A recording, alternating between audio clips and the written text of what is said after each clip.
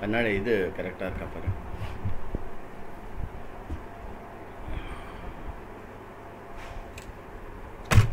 Second latency. Narad उवाच प्रणम्य शिरसा देवं गौरीपुत्रं विनायकं भक्तावासान् स्मरेन्नित्यम् आयुः कामार्थसिद्धये. प्रथमं वक्रतुण्डं च एकदन्तं द्वितीयकं तृतीयं कृष्णपिङ्गाक्षं गजवक्त्रं चतुर्थकं लम्बोदरं पंचमं च षष्ठं विकटमेव च सप्तमं विघ्नराजं च धूम्रवर्णं तथाष्टमं नवमं बालचन्द्रं च दशमं तु विनायकम् एकादशं गणपतिं द्वादशं तु गजाननं द्वादशैतानि नामानि त्रिसन्ध्यं यः पठेन्नरः च विघ्नभयं तस्य सर्वसिद्धिकरं प्रभो. विद्यार्थी लभते विद्यां धनार्थी लभते धनं पुत्रार्थी लभते पुत्रान् मोक्षार्थी लभते गतिं. जपेद् गणपतिस्तोत्रं षड्भिर्मासेः फलं लभेत् संवत्सरेण सिद्धिं च लभते नात्र संशयः. अष्टभ्यो ब्राह्मणेभ्यश्च लिखित्वा यः समर्पयेत् तस्य विद्या भवेत् सर्वाः गणेशस्य प्रसादतः. इति श्रीनारदपुराणे संकटनाश गणेशस्तोत्रं सम्पूर्णम्.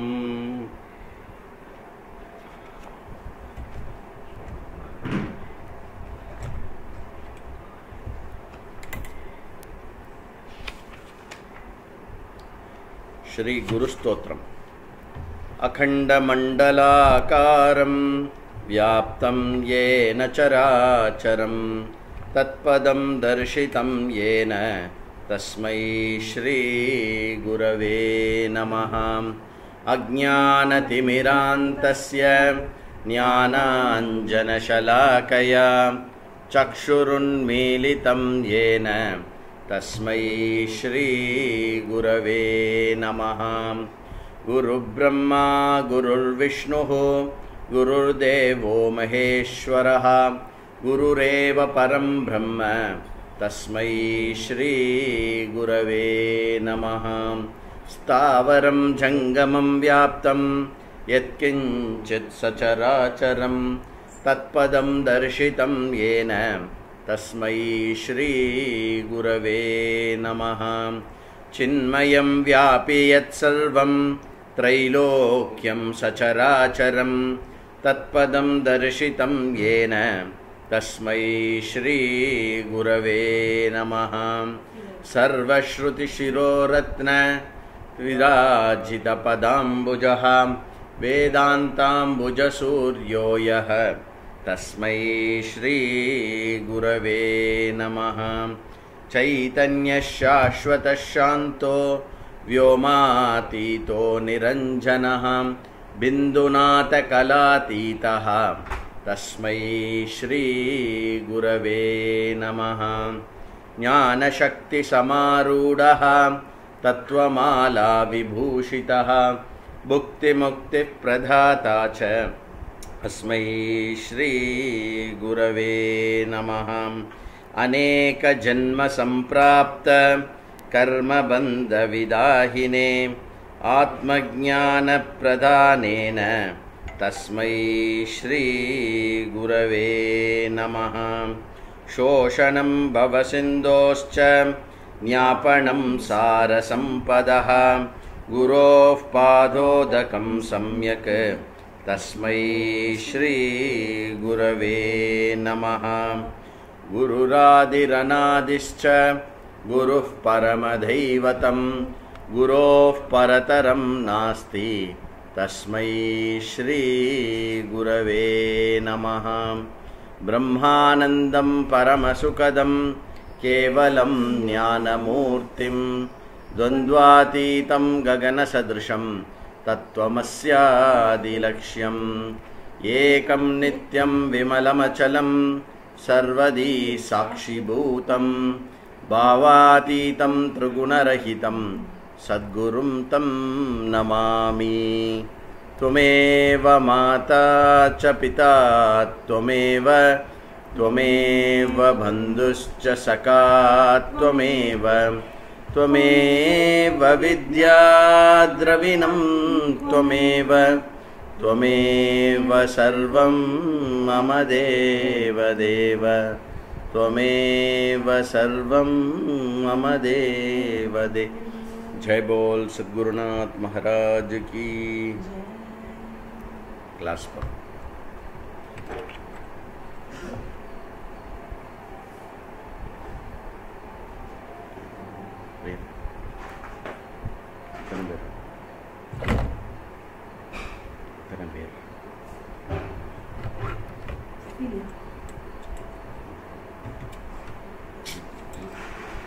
FB ஒர்க் பண்ணல, எத்தனை பேர் வந்திருக்காங்க?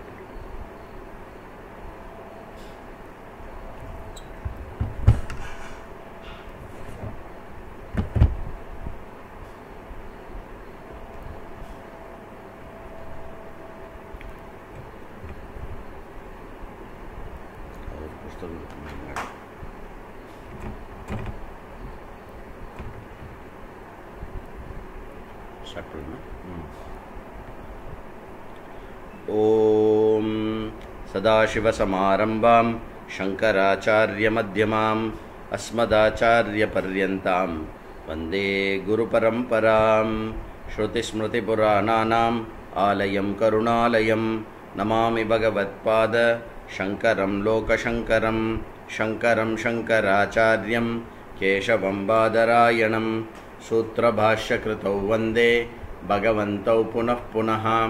उकारस्त्वन्धकारो वै ऋकारस्तन्निवर्तकः अन्धकारनिरोधित्वात् गुरुरित्यभिधीयते।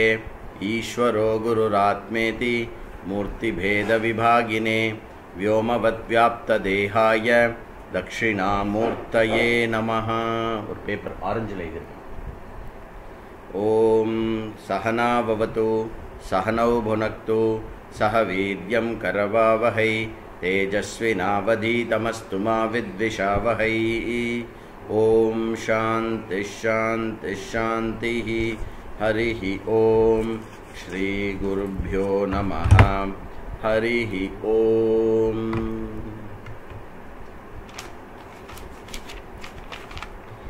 எல்லாருக்கும் இந்த மோட்சத்துக்கு எல்லாரையும் நான் வரவேற்கிறேன். மோக்ஷம் அப்படின்ற ஒரு வார்த்தை ஒன் சிங்கிள் வார்த்தை. அந்த ஒரு சிங்கிள் வார்த்தைக்காக இந்த மொத்த லைஃப் இருக்குது. அதுதான் மனுஷ பிறப்போடைய பிறவி பயன். அதுக்கு தான் மனுஷனுக்கு மனுஷத்தன்மை கொடுக்கப்பட்டிருக்கு. மோக்ஷம்னா என்ன, மோக்ஷம் எது இல்லை, மோக்ஷம் எப்படி கிடைக்கும், மோக்ஷம் எப்போ கிடைக்கும், மோக்ஷம் கிடைச்சா என்ன ஆகும், யாருக்கு மோக்ஷம் கிடைக்கும், எதனால் மோக்ஷம் கிடைக்கும், இந்த மாதிரி மோக்ஷம்னு ஒரு சொல் எடுத்துட்டோம்னா அந்த சொல்லு நமக்கு தெரியுமே வழிஞ்சு, அதோடைய அர்த்தம் ஓரளவுக்கு நமக்கு தெரியுமே வழிஞ்சு. இப்போ இது எல்லாம் நம்ம எப்போ புரிஞ்சுக்கிறோமோ அப்போ மோக்ஷம் அப்படின்னு சொல்லப்படுறதோட ஒரு பரிபூர்ணமான அர்த்தம் நமக்கு ஏற்படுறது இல்லையா? அப்போது சரி சுவாமி அதெல்லாம் இருக்கட்டும், இந்த மோக்ஷம்னு திடீர்னு ஒரு சத்சங்கம் புதுசாக நீங்கள் எதுக்கு எடுத்துன்னு இருக்கேள்? இப்போ திடீர்னு நாங்கள் தான் மோட்சம் வேணும்னு வந்துட்டோமே, மோட்சம் வேணும்னு வந்ததுக்கப்புறம் உங்களுக்கு மோட்சம் நிஜமாகவே வேணுமா வேண்டாமா, மோட்சம்னா என்ன அப்படின்லாம் எதுக்கு இப்போ பேசலை? அடுத்து ஆக வேண்டிய காரியத்தை பார்க்க வேண்டியதானே. நீங்கள் பாட்டுக்கு நேராக நைஷ்கர்மிய சித்தியோ இல்லை பிரம்மசூத்திரமோ இல்லைனாக்கா உபனிஷத்தில் ஏதாவது ஒரு உபனிஷத்தை எடுத்தால் நாங்கள் படிச்சுட்டு அப்படியே மோட்சம் அடைஞ்சிருவோம்ல.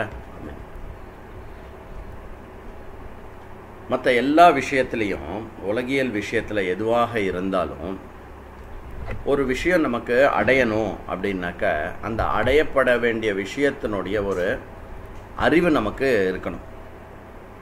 எந்த மாதிரி ஃபுல்லாக இருக்கலாம் அதை பற்றின அறிவு. ஏற்கனவே அடைஞ்ச பொருளாக இருந்தால் நம்மளுக்கு அதனுடைய அறிவு வந்து பூர்ணமாக இருக்கும். ஏற்கனவே அடையப்படாத ஒரு அறிவுன்னு வச்சுக்கணுங்க. இப்போ வந்து உங்கள்கிட்ட சொல்கிறேன்னா, உங்களுக்கு வந்து செக்கோஸ்லோவாக்கியா போகணுமா, செக்கோஸ்லோவாக்கியா நீங்கள் போகிறீங்களா அப்படின்னு கேட்டாக்க உடனே என்ன கேள்வி வரும்? செக்கோஸ்லோவாக்கியானா முதல்ல என்ன? அதுவே பாதி பேருக்கு வந்து டவுட் வரும். செக்கோஸ்லோவாக்கியா அப்படி ஒரு வார்த்தையே நான் இப்போ தான் ஃபஸ்ட்டு டைம் கேள்விப்படுறேன். சரி, செக்கோஸ்லோவாக்கியானா என்ன அப்படின்னா, செக்கோஸ்லோவாக்கியா ஒரு கண்ட்ரி. அந்த கண்ட்ரியா அது எங்கே இருக்குது அப்படின்னா, எல்லாம் கண்ட்ரியில் இருக்கும். கண்ட்ரி எங்கே இருக்குது அப்படின்னா, கண்ட்ரி வந்து ஒரு காண்டினெண்ட்டில் இருக்குது. அந்த காண்டினெண்ட் வந்து எங்கே இருக்குது? அந்த காண்டினெண்ட் வந்து அந்த சைடு இருக்குது, யூரோப்பியன் சைடில் இருக்குது. சரி, யூரோப்பியன் சைடில் இருக்கா? அங்கே எதுக்கு போகணும்? நம்ம ஏன் போகணும்? அங்கே போனால் நமக்கு என்ன கிடைக்கும்? அதுக்கப்புறம் இது என்ன ஆகும் அப்படின்னு ஒரு மாதிரி நமக்கு ஒரு ஐடியா இருக்கணும். அந்த ஒரு ஐடியா இருந்தால் தான் நாம் ஒன்றுத்தை வந்து விரும்பவே செய்வோம். அப்போது விருப்பம்ன்றது ஒன்று வந்து, விருப்பம் இச்சாசக்தி அப்படின்னு ஒன்று வரத்துக்கு முன்னாடி என்ன ஆகிறது அப்படின்னா, இச்சாசக்திக்கு முன்னாடி என்ன தேவைப்படுதுன்னா, கொஞ்சம் ஞான சக்தி தேவைப்படுது. ஞான சக்தினா என்ன? அந்த விஷயத்தை பற்றின ஒரு அறிவு நமக்கு கொஞ்சம் இருக்கணும். அந்த விஷயத்தை பற்றின அறிவு நமக்கு கொஞ்சம் இருக்குது அப்படின்னு சொன்னோன்னாக்க நாம் அதை விரும்புவோம், இல்லை அதை விட்டு விலகி போவோம். இது வந்து மனிதனுடைய இயல்பில் இருக்கு. சரி, அப்போது அதுக்கப்புறம் என்ன பண்ணுவோம்? அதுக்கு தேவையான கிரியையை நம்ம பண்ணி அதை அடைவோம். ஸோ இச்சாசக்தி, ஞானசக்தி, இச்சாசக்தி, கிரியாசக்தி, இது 3 சைக்கிள் அப்படி அழகாக போயின்னு இருக்கும். அப்போது இந்த விஷயம், ஒரு நிமிஷம், அங்கே இருக்க பாருக்கு ரப்பர் பேண்ட்ஸ்,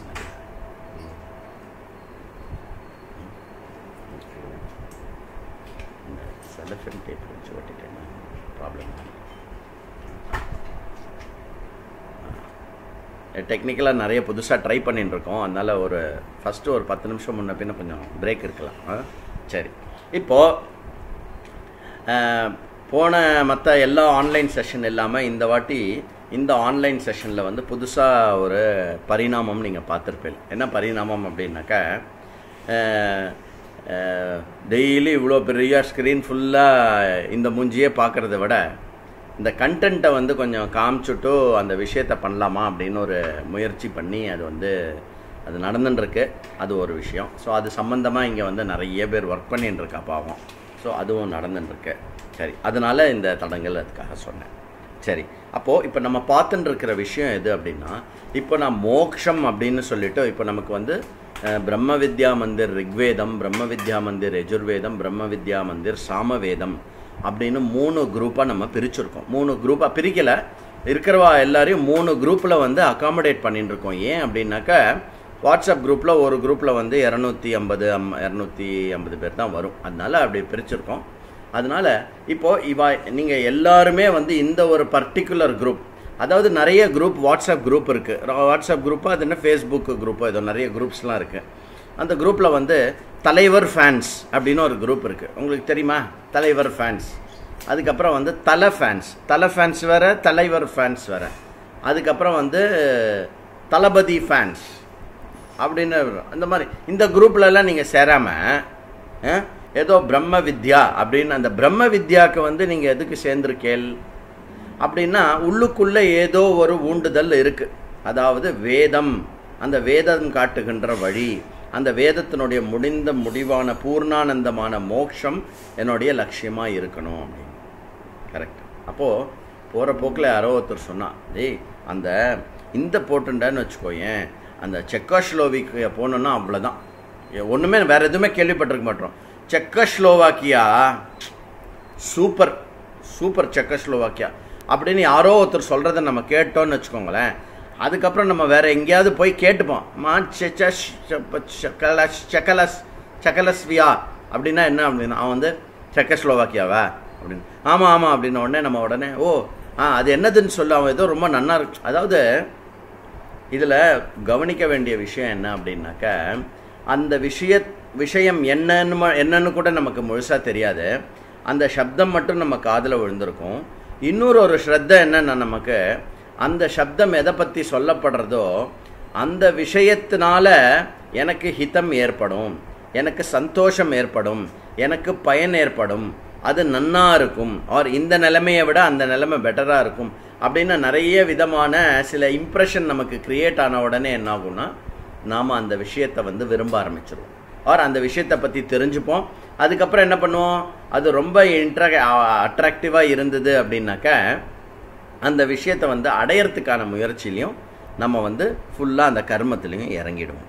சரி, இப்போது இந்த மாதிரியான இந்த இன்ட்ரொடக்ஷன் அப்படின்லாம் இது மொத்த விஷயம் எதற்காக இப்போ சொல்கிறோம் அப்படின்னாக்கா, இப்போ நம்ம எல்லாருமே எதுக்காக படிக்கிறோம் அப்படின்னாக்கா மோட்சத்துக்காக படிக்கிறோம், மோட்சம் அடையிறதுக்காக படிக்கிறோம். அப்படிங்கும்போது இந்த மோட்சம்ன்ற சொல்லு நம்ம கேட்டிருக்கோம், நமக்கு ஏற்கனவே என்ன தெரியுன்றதை பார்த்துருவோம். ஏன்னா அதை டீட்டெயில்டாக பார்க்க வேண்டிய அவசியம் நமக்கு இல்லை. எது உங்களுக்கு ஆல்ரெடி மோக்ஷம் அப்படின்ற சொல்லு உங்களுக்கு தெரியும், தமிழ்லேயும் எழுத தெரியும், சம்ஸ்கிருதத்தில் எதுவா, இங்கிலீஷில் MOKSHAM மோக்ஷா அப்படின்னு சொல்லலாம், மோக்ஷம் அப்படின்னு சொல்லலாம், அது எப்படி வேணால் சொல்லலாம். சரி, சொல்ல பொறுத்த மட்டும் எந்த விஷயம், சொல்லுனுடைய மேலான பொருள் என்ன? மோக்ஷம் அப்படின்னாக்க நான் வந்து ஜெயிலேருந்து மோட்சம் அடைஞ்சிட்டேன் அப்படின்னா என்ன அர்த்தம்? ஜெயிலேருந்து ஃப்ரீ ஆகிட்டேன்னு அர்த்தம், விடுதலை அப்படின்னு. ஸோ மோட்சத்தோடைய நல்லா புரிஞ்சுக்கணும், மோட்சத்தினுடைய இதை அண்டர்லைன் பண்ணி நீங்கள் நோட்ஸ் எழுதின்றப்பேன்னு எனக்கு தெரியும். அந்த நோட்ஸ் எழுதிக்கும் போது நான் நோட்ஸ் எழுதிக்கோங்கன்னு இப்போ சொல்ல, ஏன்னா நீங்கள் ஏற்கனவே எழுதின்றிருக்கேன். நான் இப்போ என்ன சொல்லுறேன் அப்படின்னாக்கா, அந்த மோட்சம்னு எழுதுறேன் இல்லையா, அந்த மோட்சத்தோடைய பொருளை வந்து அண்டர்லைன் பண்ணி இப்படி இன்டூ மார்க் போட்டு 4 பக்கமும் டாட் வச்சுக்கணும்.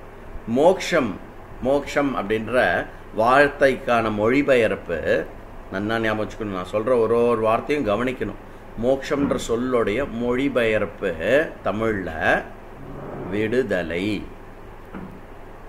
விடுதலை, இது ஞாபகம் வச்சுக்கோங்க. சரி, அப்போது இந்த மோக்ஷம் அப்படின்ற சொல்லுடைய மொழிபெயர்ப்பு விடுதலை. பொதுவாக எனக்கு விடுதலைன்னா ஒரு ஐடியா இருக்குது, ஜெயிலேருந்து ஒருத்தன் விடுதலை ஆகிடுவான், இல்லை என்னுடைய ஆஃபீஸ்லேருந்து நான் விடுதலை ஆகிட்டேன் சார், இப்போ கொஞ்ச நாள் கழிச்சு நம்ம லாக்டவுன்லேருந்து விடுதலை ஆகிடுவோம். இப்படி விடுதலை அப்படிங்கிறது வந்து ஒரு கான்டெக்ஸ்டில் ஒன்னொன்றுத்துக்கு ஒரு மீனிங் வருது.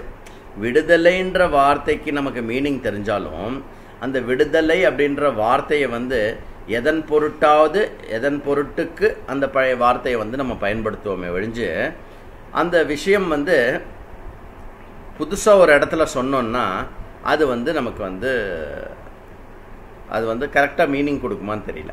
இப்போ வந்து நான் மோட்சம் அடையணும் அப்படின்னா என்ன அர்த்தம்? நான் விடுதலை அடையணும். அப்போ நான் விடுதலை அடையணும் அப்படின்னு கேட்டேன்னா வந்து உடனே அதுலேருந்து என்ன கேள்வி வருது? நான் இப்போ எந்த ஜெயிலில் உட்காந்துட்டுருக்கேன், இல்லை எதில் மாட்டின்னு இருக்கேன், இப்படிலாம் நிறைய கேள்வி வரும். இப்போது இந்த 3 நாள் எதுக்காக இருக்குது அப்படின்னா, இந்த மோக்ஷம் அப்படின்ற ஒரு சொல்லு இருக்கு இல்லையா, இந்த மோக்ஷம்ன்ற ஒரு சொல்லுக்கு அதை சுற்றி என்னெல்லாம் கேள்விகள் வர முடியும், எப்படிலாம் வந்து அந்த விஷயத்தை வந்து ஆராய முடியும். எதற்கு அப்படின்னா, மோக்ஷம்ன்ற சொல்லுடைய மொழிபெயர்ப்பை தெரிஞ்சுட்டா போகாது, மோக்ஷம் அப்படின்ற சொல்லுடைய டிக்ஷனரி மீனிங் தெரிஞ்சால் போகாது, மோக்ஷம் அப்படின்ற சொல்லுனுடைய உண்மையான அர்த்தம் என்னன்னு அடி ஆழம் மட்டும் நமக்கு புரியணும். எஸ்பெஷலி வேதாந்தம் பிரம்ம வித்யா படிக்க வந்திருக்கிற நம்ம இந்த பிரம்ம வித்யாவை வந்து படிக்கிறது வந்து மோட்சத்துக்காக படிக்கிறோம். எனக்கு பிரம்ம வித்யா படித்தா மோட்சம் கிடைக்கும், இந்த ஐடியா நமக்கு இருக்குது. அப்போ பிரம்மன்னா என்ன, வித்யானா என்ன, மோட்சம்னா என்ன அப்படின்னு ஒரு விஷயமும் நம்ம நல்லா தெரிஞ்சுக்கணும். அப்படி தெரிஞ்சுக்கும் போது என்ன ஆகுது அப்படின்னா நமக்கு வந்து எக்ஸாக்டாக கான்டெக்ஸ்ட் எதிர்படும். என்ன எதிர்பார்க்கலாம், என்ன எதிர்பார்க்கக்கூடாது. ஒருத்தன் செம்ம கோவம் வந்துடுத்து வெயிட்டர்கிட்ட ஒரு ஹோட்டலில் போயிட்டு, ஏன் இவ்வளோ பெரிய ஹோட்டல் நடத்துகிற, ஒரு தோசை இல்லை உனக்கிட்ட, ஒரு தோசை உனக்கு போட்டு தர முடியாது? சாரி சார், தோசை எங்கள் ஹோட்டலில் கிடையாது, மேனேஜரை கூப்பிட்டு நான் திட்டுறேன் அப்படின்னு திட்டிகிட்டே இருந்தான். எதுக்கு? ஆனால் அந்த வெயிட்டர் வந்து டென்ஷனே ஆகலை, அவன் வந்து அவனுடைய பதிலை தெளிவாக சொல்லியிருந்தான். மேனேஜரை கூப்பிட்றா, நீங்கள் கூப்பிடுங்க சார் அப்படின்னா. எப்போ வந்து அப்படி சொல்லுவா? ஏன்னா அவன் பேரில் கடைசியில் இவன் போய் உக்காந்தது என்ன ரெஸ்டாரண்ட்டு தெரியுமோ? தாய் குசைன், தாய்லாண்டு சாப்பாடு எங்கே கிடைக்குமோ அந்த ஹோட்டலில் போயிட்டு இவன் என்ன கேட்டுருக்கான், தோசை வேணும்னு கேட்டுருக்கான். அப்போது நமக்கு தோசைன்னா என்னன்னு தெரியும், அது வந்து ஹோட்டலில் கிடைக்கும்னு தெரியும், அதுக்கு பணம் கொடுக்கணும், நான் பணம் எடுத்துகிட்டு போகணுன்னு தெரியும், அதை வெயிட்டர்கிட்ட ஆர்டர் பண்ணணும்னு தெரியும். இது எல்லாமே கரெக்டாக இருக்குது. ஆனால் ஆர்டர் பண்ண இடம் எது? Thailand hotel. தாய்லாந்து அதை நம்ம ஊரில் இருக்கிற தாய்லாந்து குசைன் ஹோட்டலில் போய் ஆர்டர் பண்ணால் தோசை இங்கே இல்லை. அப்போது அது என்னன்னு தெரியணும், அது என்ன இல்லைன்னு தெரியணும், அதுக்கப்புறம் அது எப்படி கிடைக்கும்னு தெரியணும், அதுக்கப்புறம் வந்து அதுக்கு நான் என்ன பண்ணணும்னு தெரியணும், அதுக்கப்புறம் வந்து அதுக்கு என்ன தேவைன்னு எனக்கு தெரியணும், இருக்கு இல்லையா? இது வந்து ஓமானத்தில். இப்போ மோக்ஷம் அப்படின்ற சொல்ல வந்து இந்த 3 நாளில் நம்ம புரிஞ்சுக்கணும், நல்லா புரிஞ்சுக்கணும். அப்படின்னா என்னெல்லாம் ஆங்கிளில் நம்ம இந்த விஷயத்தை புரிஞ்சுட்டோம்னா ஓரளவுக்கு மொத்தமாக இந்த மோட்சத்தை நம்ம மோக்ஷம் அப்படின்ற விஷயத்தை புரிஞ்சுக்க முடியும். அப்படிங்கிறது வந்து உங்கள் ஸ்க்ரீன்லேயே இப்போ இருக்குது. முதல் விஷயம் வந்து எதற்கு மோட்சம். நம்ம ஃபர்ஸ்ட் ஆஃப் ஆல் இந்த 3 நாள் செஷன் நடத்துகிறதோ இல்லை பிரம்ம வித்யா மந்திர்ன்ற ஒரு இயக்கமோ இல்லை மொத்தமாக இந்த சாஸ்திரம் சொல்லி கொடுக்குறதோ இது எல்லாமே மோட்சத்துக்காக அப்படின்னு சொல்கிறாலே, நிஜமாகவே அந்த மோட்சம் அப்படின்ற சொல்லு வந்து இப்போ நான் கேட்டுருக்கேனே எனக்கு ரெலவெண்ட் இல்லையா? உங்களுக்கு புரியுறதோ நான் சொல்கிறது? தெரியறது இல்லையா? ஒரே ஒரு நிமிஷம் இருங்கோ.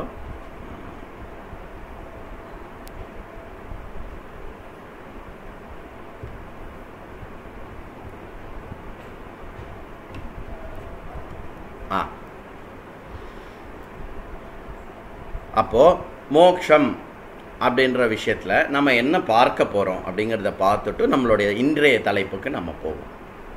அப்போ மோக்ஷம் அப்படின்னு சொன்னோம்னா எதற்கு மோக்ஷம்? இதை ஃபர்ஸ்ட் ஆஃப் ஆல் இது டிஸ்கஷனுக்கு தேவையா? ஃபார் எக்ஸாம்பிள் இப்போ வந்து நான் ஒரு டிஸ்கஷன் எடுத்துக்கிறேன்னு வச்சுக்கோங்களேன். அதாவது கம்பு மாவிலிருந்து கோந்து செய்வது எப்படி? கம்பு மாவிலிருந்து கோந்து செய்வது எப்படி? அப்போ இந்த கேள்வியிலேருந்து உங்களுக்கு என்ன புரியும்? கோந்தை எப்படி செய்யணும் அப்படின்னு தெரிஞ்சுக்கணும், அதுவும் கம்பு மாவுலேருந்து எப்படி பண்ணுறதுன்னு தெரிஞ்சுக்கணுன்னா கம்பு மாவிலிருந்து கோந்து செய்வது எப்படி அப்படின்ற விஷயம் எனக்கு வந்து ஏற்புடையதாக இருக்கும், அது வந்து எனக்கு ரிலவெண்ட்டாக இருக்கும் இல்லையா? அப்போ கோந்து செய்வது எப்படி அப்படிங்கிறது வந்து எனக்கு புரியணும் இல்லையா? அப்போ தான் வந்து கம்பு மாவுலேருந்து, இல்லைனாக்கா கம்பு மாவுலேருந்து நீ கோந்துனா பண்ணு, இல்லை கம்பு மாவில் வந்து வடை தட்டி சாப்பிடு, இல்லை கம்பு மாவில் வந்து தோசை பண்ணிக்கோ. எனக்கு எதுக்கு அதை சொல்கிற? இப்போ நாங்கள் ஒரு 100-150 பேர் வந்திருக்கோமே, எங்களுக்கு நான் வந்து உங்களுக்கு சொல்கிறேன்னு வச்சுக்கோங்களேன். அதாவது யூஎஸில் வந்து ஒரு இடம் இருக்குது, அந்த இடத்த பற்றி நான் உங்களுக்கு வர்ணிக்கிறேன். பேர் மவுண்டன் அப்படின்னு ஒரு இடம் இருக்குது, அந்த பேர் மவுண்டன், அந்த மவுண்டனை பற்றி நான் உங்களுக்கு வர்ணிக்கிறேன் அப்படின்னு நான் சொன்னேன்னாக்கா உங்களுக்கு என்ன இருக்கும்? ஏதோ கொஞ்சம் மரியாதை கொடுத்து கேட்பேன். நாளைக்கு வந்து என்ன சொல்வேன் நீங்கள்? இல்லை அர்ஜென்ட்டாக ஃபோன் ஒன்று வந்தது, அதனால் பார்க்க முடியல அப்படின்னு புரிஞ்சுக்கணும். ஏன்னா நன்னா புரிஞ்சுக்கணும். இப்போது ரொம்ப முக்கியமான விஷயம் என்ன புரிஞ்சுக்கணும் அப்படின்னா, முதல்ல இந்த மோட்சம்னா என்ன, ஏது, அதனால் என்ன கிடைக்கும், அது எப்படி கிடைக்கும்னு தெரிஞ்சுக்கிறதெல்லாம் ஒரு பக்கம் இருக்கட்டும். நிஜமாகவே எனக்கு மோட்சம்ன்றது வந்து எனக்கு ரெலவெண்ட் இல்லையா? இந்த சொல்லு ரெலவெண்ட்டா? இந்த சொல்லுனுடைய அர்த்தம் வந்து புரிஞ்சுக்க போகிறேனே, இது நிஜமாகவே இஸ் இட் ஒர்த்து புரிஞ்சுக்கிறதா இல்லையா? இந்த ஹோல் டிஸ்கஷன் ஆனது வந்து எனக்கு ரெலவெண்ட்டாக இல்லையா அப்படிங்கிற டாபிக் தான் எதற்கு மோட்சம். அதுக்கப்புறம் என்ன பண்ண போகிறோம்? மோட்சம்னா என்னன்னு பார்க்க போகிறோம். அந்த மோட்சம்னா என்னன்னு பார்க்க போகிறத வந்து 2ஆக பிரிச்சிருக்கு நம்ம ஸ்டைல். இப்போது முதல்ல என்ன பண்ணணும்? டோன்ட்ஸ் சொல்லிடணும். எது மோட்சம் இல்லை அப்படிங்கிறத நம்ம வந்து பார்த்துட்டு அதுக்கப்புறம் வந்து எது மோட்சம் அப்படிங்கிறத வந்து நம்ம பார்க்க போகிறோம். அதுக்கப்புறம் இந்த மோட்சங்கிறது வந்து எங்கே கிடைக்கும் அப்படிங்கிறத பார்க்க போகிறோம். அதுக்கப்புறம் வந்து இந்த மோட்சம் வந்து எப்போ கிடைக்கும் அப்படிங்கிறத பார்க்க போகிறோம். அதுக்கப்புறம் வந்து இந்த மோட்சம் வந்து எதனால் மோட்சம் ஏற்படும் அப்படின்னு பார்க்க போகிறோம். அதுக்கப்புறம் வந்து இந்த மோட்சம் வந்து எப்படி ஏற்படும்னு பார்க்க போகிறோம். அதுக்கப்புறம் வந்து இந்த மோட்சம் யாருக்கு ஏற்படும் அப்படிங்கிறதையும் பார்க்க போகிறோம். அதில் வந்து 1 2 3 4 5 6 7 அப்புறம் 7ன்னு இருக்குது இல்லையா? மொத்தம் ஒரே டாபிக் தான், கடைசி இது மட்டும் 8 போட்டுக்கணும் நீங்கள். 8ன்னு வச்சுக்கோங்க. 8 விதமாக நம்ம பார்ப்போம். 8 இந்த 8 ஆங்கிளில் வந்து நம்ம மோட்சத்தை அப்ரோச் பண்ணோம்னாக்க நமக்கு வந்து மோட்சத்தினை பற்றின விஷயம் ஆழமாக புரியும். அந்த மோட்சம் நமக்கு ரெலவெண்ட்டாக இருக்கும். அதுக்கப்புறம் அந்த மோட்சம் வந்து எப்படி அடையணுன்ற அந்த வழி நமக்கு தெரியும். அதுக்கப்புறம் அந்த மோட்சத்துக்கு நான் என்ன எப்படி தயார்படுத்திக்கணும் அப்படிங்கிறது எனக்கு தெரியும். அப்புறம் மோட்சம் எது இல்லை அப்படிங்கிறதும் எனக்கு புரியும். ஒரு விஷயத்தினுடைய அறிவை நம்ம அடையிறோம் அப்படின்னாக்க பூர்ணமாக அடையிறது எப்படி அப்படின்னாக்க அந்த விஷயம் எங்கிருந்து எதனால் வந்தது, அது தேவையா தேவையில்லையா, அதனுடைய அங்கே அடையாளங்கள் எப்படி இருக்கும், அதை வந்து பார்த்து புரிஞ்சுக்கிறது எப்படி, அப்புறம் எது வந்து அதனுடைய அடையாளம் இல்லை அப்படிங்கிறதையும் நம்ம புரிஞ்சுக்கணும். எதுன்னு புரிஞ்சுக்கணும், எது இல்லைன்னு புரிஞ்சுக்கணும். இப்படி நம்ம மோட்சத்தை வந்து டீட்டெயில்டாக பார்க்க போகிறோம். அதுதான் நமக்கு இன்றைக்கி நம்மளுடைய இன்னிலேருந்து இன்றைக்கி, நாளைக்கு, நாளான்னைக்கு இந்த 3 நாளும் வந்து நம்ம வந்து மிஸ் பண்ணிடாமல் வந்துடணும். நான் என்ன சொல்கிறேன்னா, வேதாந்த கிளாஸ் ரெகுலராக கண்டினியூ பண்ணலாமா வேண்டாமா, இந்த பாதையில் போகலாமா வேண்டாமா, இந்த எல்லா டெசிஷனுமே நான் உங்கள்கிட்ட என்ன ரிக்வெஸ்ட் பண்ணுறேன்னா 10ஆம் தேதி அன்னைக்கு ஒரு 8:15 நம்ம முடிவு பண்ணலாம். நான் உங்ககிட்ட என்ன கேட்டுக்கிறேன் அப்படின்னாக்க, நீங்கள் உங்களுடைய ஃப்ரெண்ட்ஸு, உங்களுக்கு தெரிஞ்சவா எல்லாரையும் இதில் ஈடுபடுத்தணும். என்ன ஈடுபடுத்தணும் அப்படின்னாக்க, மோட்சம்னா என்னன்னு தெரிஞ்சுக்கோ, அதுக்கப்புறம் நீ முடிவு பண்ணு உனக்கு வேணுமா வேண்டாமா அப்படின்னு. அந்த விஷயம், அதாவது நம்ம வாழ்க்கையை வந்து இனி பிரம்ம வித்யா பரமாக என்னுடைய வாழ்க்கையை நான் அமைச்சுக்கிறதா, இல்லை இது அந்த பிரம்ம வித்யாலாம் எனக்கு ரெலவெண்ட் இல்லை, எனக்கு வேண்டாம், நான் புரிஞ்சுட்டேன் அது என்னன்னு எனக்கு, அதாவது ஒன்று வேண்டான்னு சொல்கிறோன்னா கூட நம்ம புரிஞ்சுண்டு வேண்டான்னு சொல்லணும் இல்லையா? அது ஒன்று. இது வந்து நம்ம எப்படி பண்ண போகிறோம், புரிஞ்சுண்டு பண்ண போகிறோம். மோஸ்ட்லி நம்ம இங்கே வந்தவா எல்லாருமே வந்து வேண்டான்ற மனப்பான்மை இருக்காது, நமக்கு வேணும்னு இருக்குது. அந்த வேணுன்ற விஷயத்தை பலப்படுத்துறதுக்கும், அதுக்கப்புறம் இந்த படிப்பில் சரியான சாதனைகளை கையாண்டு சரியான விதத்தில் நம்மளுடைய இலக்கை அடையறதுக்கு இந்த 3 நாள் வந்து நமக்கு பயன்படும். அதில் நம்ம முதல்ல எடுத்துக்க போகிற டாபிக் வந்து எதற்கு மோட்சம். இந்த மோட்சம்ன்ற டாப்பிக்கே எதுக்கு பேசுகிறோம், அது வந்து நமக்கு ரெலவெண்ட்டாக இல்லையா, எதுக்கு இப்போ அதை பற்றி பேசுகிறேன், எதுக்கு இப்போ திடீர்னு மோட்சத்தை பற்றி பேசுகிறேன் அப்படின்னு நீங்கள் கேட்டேன்னா அதுதான் நம்மளுடைய இன்றைய டாபிக். சரியா? ஒரே ஒரு நிமிஷம் கொஞ்சம்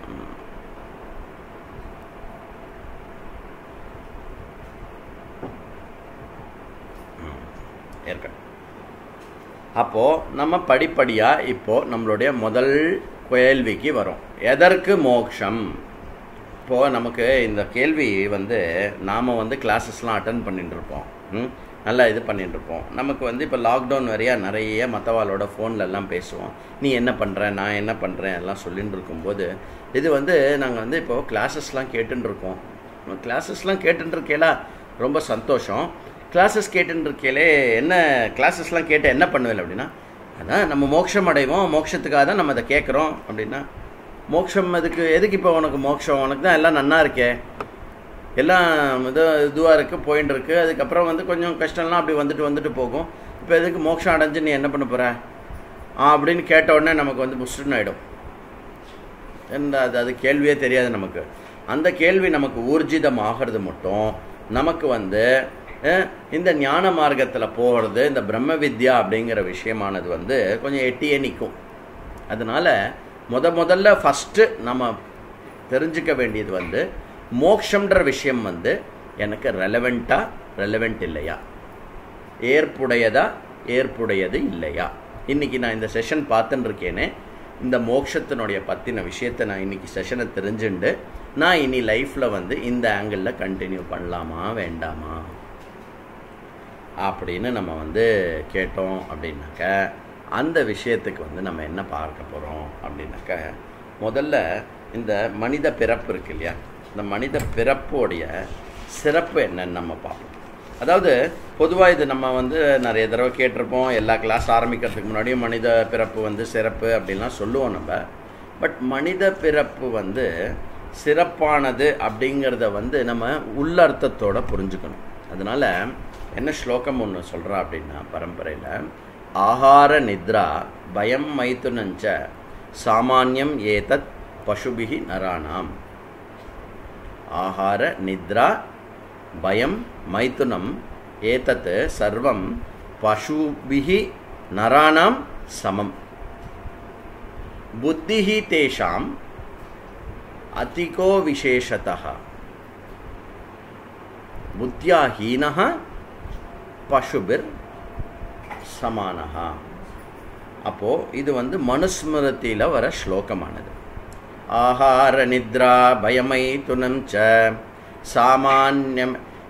சாமான்யமே தத் பசுபிர் நராணாம் புத்திஹ் தேஷாம் அதிகோ விசேஷதः புத்யா ஹீனः பசுபிஸ் சமானः. இப்படி மனுஸ்மிருதியானது எடுத்து உரைக்கிறது. ஹே மனிதா, மனிதனே மனிதனே மனிதனே, நல்லா கேளு, காது கொடுத்து கேளு. ஆகாரம், ஆகாரம்னா என்ன? போஜனம், நன்னா சாப்பிட்றது ஆகாரம். இது மனுஷனும் பண்ணுறான், மற்ற ஜீவராசிகளும் பண்ணுறது. எல்லா ஜீவராசிகளும், கொசுலேருந்து மனுஷன்லேருந்து இம்புட்டு பெரிய யானை மட்டும் என்ன பண்ணுறது? ஆகாரம் சாப்பிட்றது. அதுவும் சாப்பிட்டு உயிர் வாழ்ந்துட்டுருக்கு, நீயும் சாப்பிட்டு உயிர் வாழ்ந்துட்டுருக்க. கொஞ்சம் மனுஷனுக்கு என்ன அடிஷ்னலாக என்ன ஆகுது? அவன் சாப்பிட்றதுனாலே அவனுக்கு அனாரோக்கியம் வருது. இன்ஃபேக்ட் ஒரு இப்படி பார்த்தோன்னாக்க அனிமல்ஸோட ஹீட்டிங் ஹேபிட்டு ஹியூமனோடைய ஹீட்டிங் ஹேபிட் கம்பேர் பண்ணோன்னா ஹியூமன்ஸோடைய ஹீட்டிங் ஹேபிட் கொஞ்சம் தப்பாக இருக்குது. சில இடத்துல தப்பாக இருக்குது சில பேருக்கு. ஏன்? அவன் சாப்பிட்றதுனால அவனுக்கு வியாதி வருது, சாப்பிடாததுனால வியாதி வருது இல்லை, சாப்பிட்றதுனாலே வியாதி வருது.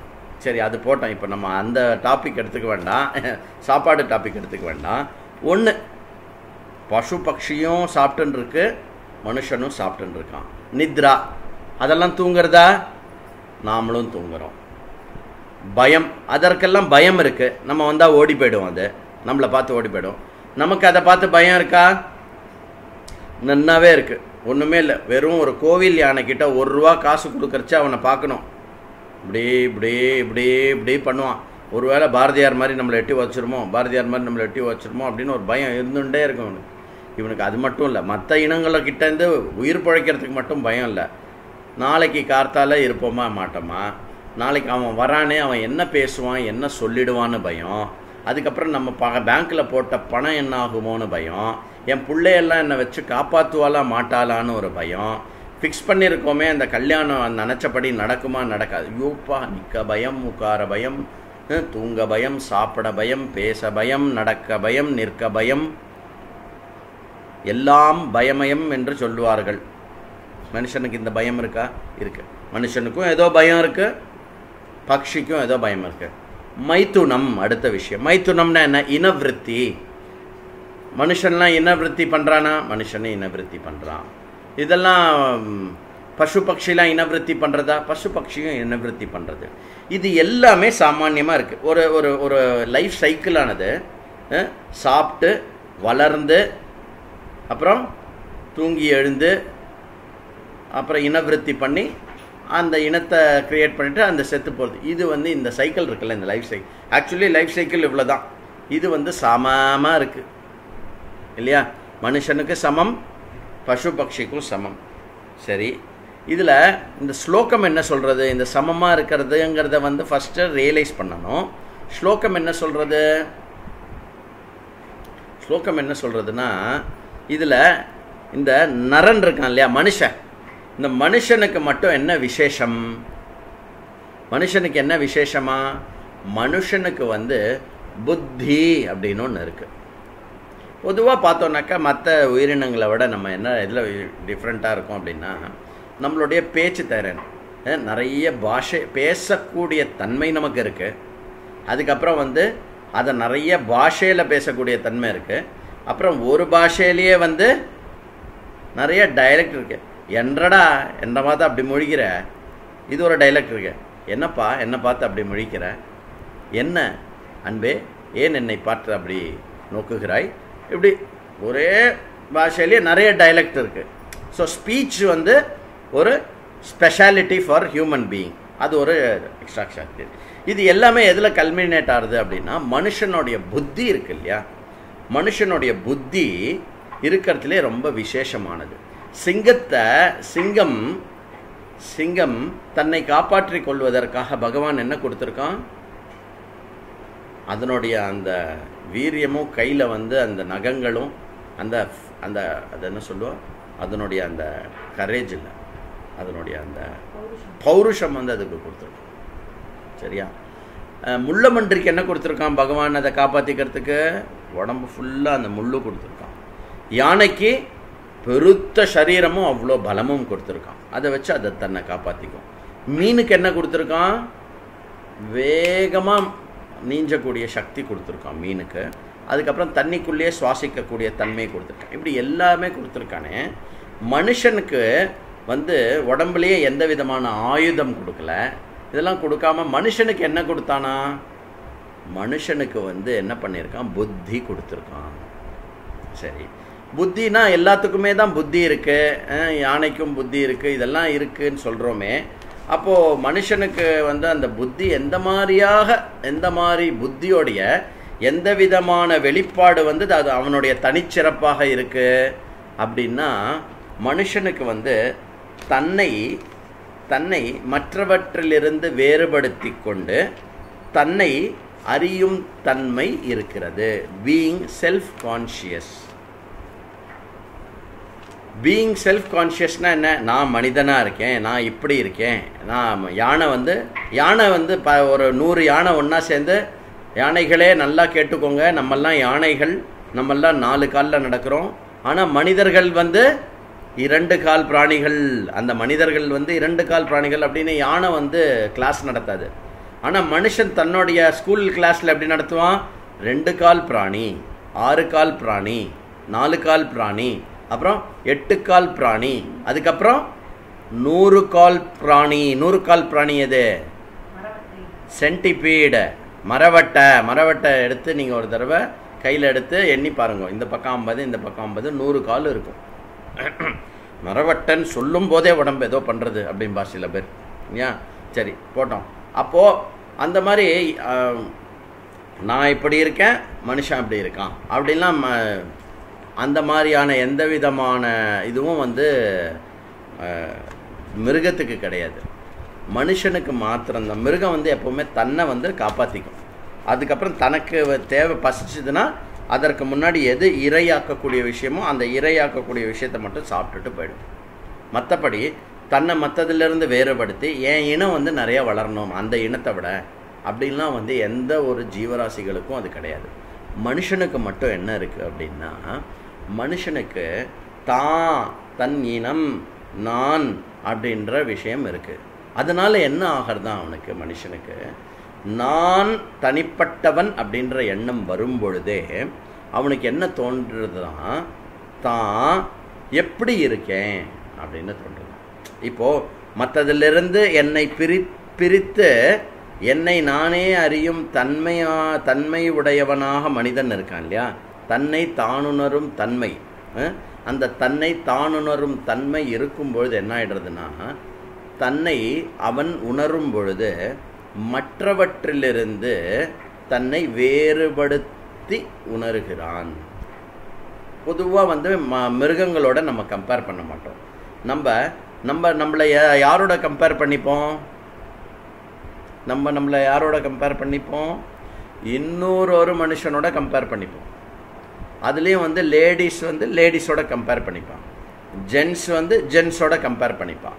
அந்த கம்பேரிசன் எப்படி நடக்கும், அந்தந்த கான்டெக்ஸ்டில் அந்தந்த கம்பேரிசன் நடக்கும். ஆஃபீஸில் எம்ப்ளாயீஸ்லாம் ஒருத்தருக்கு ஒருத்தர் என்ன பேசிஸில் தன்னை கம்பேர் பண்ணிப்பா, உனக்கு எவ்வளோ சம்பளம், எனக்கு எவ்வளோ சம்பளம்.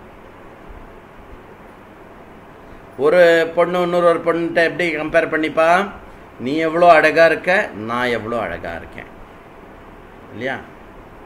ஒரு ஒய்ஃபும் இன்னொரு ஒய்ஃபோட தன்னை கம்பேர் பண்ணிக்கும் போது எப்படி கம்பேர் பண்ணிப்பா, அவன் ஹஸ்பண்ட் என்ன பண்ணுறான், என் ஹஸ்பண்ட் என்ன பண்ணுறார், அவன் ஹஸ்பண்ட் அவளை நன்னா பார்த்துக்கிறாரா இல்லை என் ஹஸ்பண்ட் என்ன ரொம்ப பார்த்துக்கிறாரா. ஹஸ்பண்ட் வந்து இன்னொரு ஹஸ்பண்டை பார்த்து என்ன கம்பேர் பண்ணுவார்? அவனுக்கு அமைஞ்சிருக்கிற வைஃப் எப்படி, எனக்கு அமைஞ்சிருக்கிற வைஃப் எப்படி? அவனுக்கு அமைஞ்சிருக்கிற வைஃப் சொல்ல பேச்சு கேட்குறாளா, இல்லை என் வைஃப் சொல்ல பேச்சை நிறையா கேட்குறாளா? அப்போது மனுஷனுக்கு வந்து மற்ற மிருகங்களை விட அதிகபட்சமான ஒரு சென்ஸ் கொடுக்கப்பட்டிருக்கு அப்படின்னா that of being self cognisant or self conscious being. So human being is a self conscious being. அந்த செல்ஃப் கான்ஷியஸ் பீயிங், இந்த தன்மை இருக்கு இல்லையா, இதுதான் மனித குலத்தினுடைய சிறப்பு. இந்த மனித குலத்தினுடைய சிறப்பு வந்து எப்படி வந்து அது வந்து நமக்கு வந்து கஷ்டத்தை கொடுக்கறது.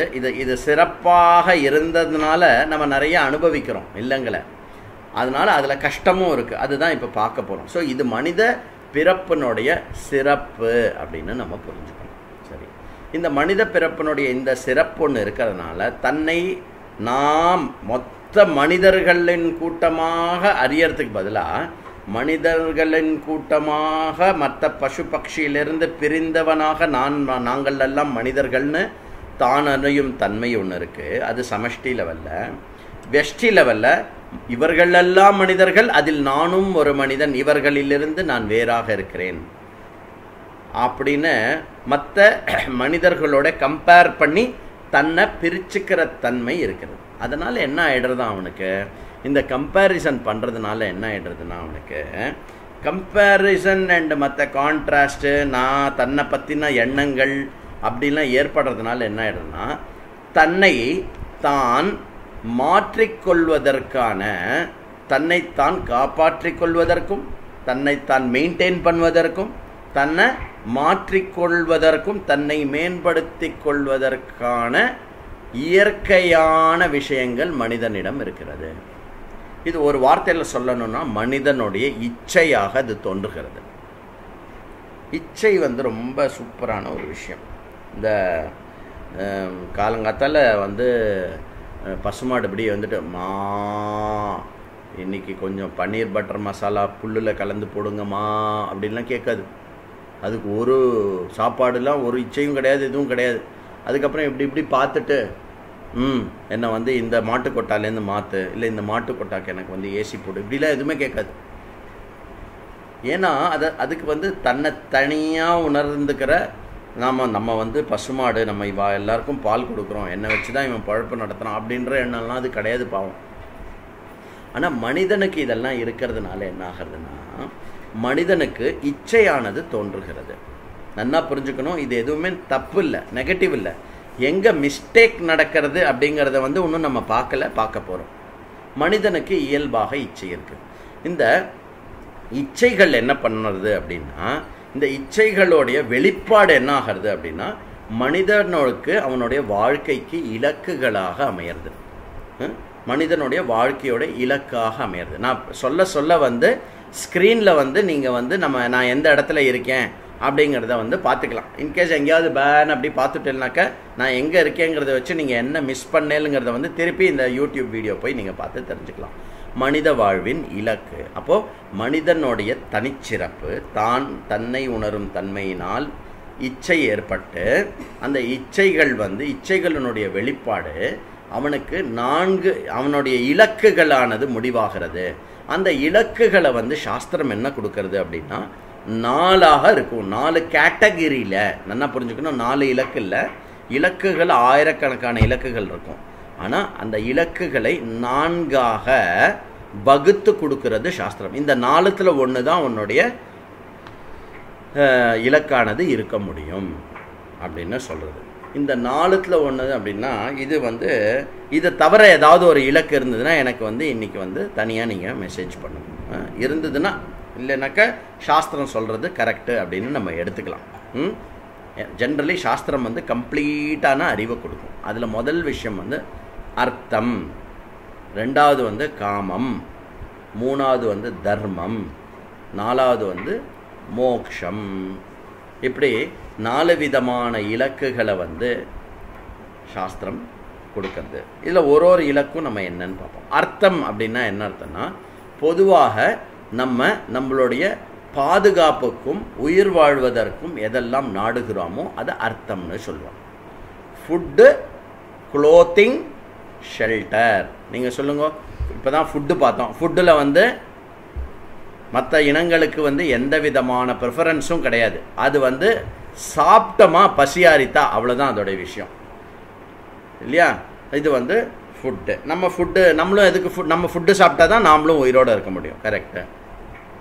அப்புறம் என்னது? க்ளோத்திங்.